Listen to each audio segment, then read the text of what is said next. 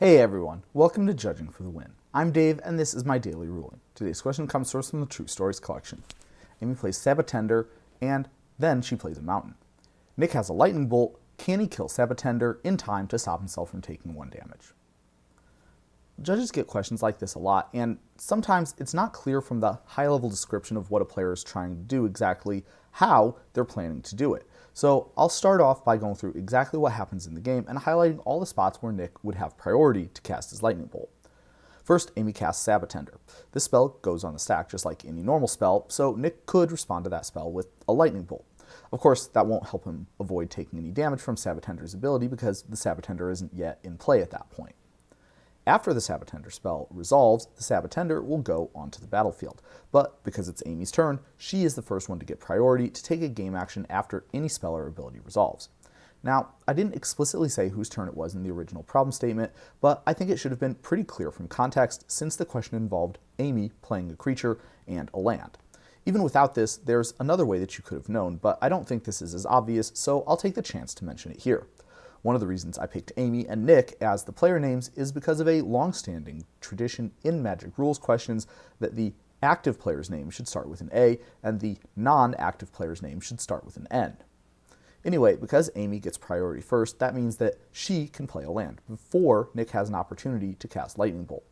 Lands don't use the stack, they just go right onto the battlefield. So the next thing that happens is for Sabotender's landfall ability to trigger and go on the stack. Once that happens, both players, starting with Amy, will get priority again. So Nick could respond to the landfall ability by playing Lightning Bolt, and in fact, this is his last opportunity to do anything before he takes 1 damage. So let's say that he does. Well, in that case, the Lightning Bolt would resolve first because of how the stack works, killing Sabotender.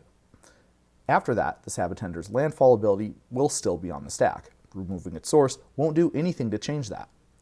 When that ability resolves, the game will have Sabotender deal 1 damage to Nick. Even though Sabotender is no longer on the battlefield, the damage still happens.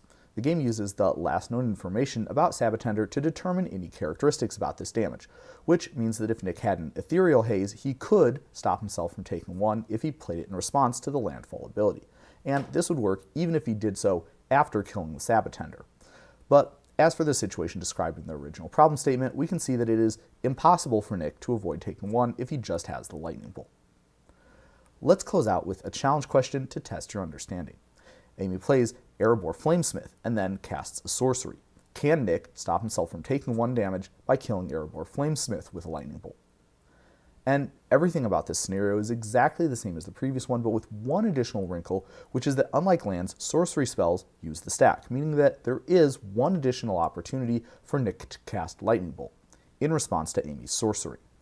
Unfortunately, this doesn't help Nick because Erebor Flamesmith's ability triggers when you cast a sorcery, not when that sorcery resolves. And so this scenario would work out exactly like the previous one, since Nick is still unable to play the Lightning Bolt before Amy can trigger her creature's ability.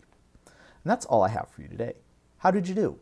Join me again next time for another daily ruling. Until then, I hope you have a great day.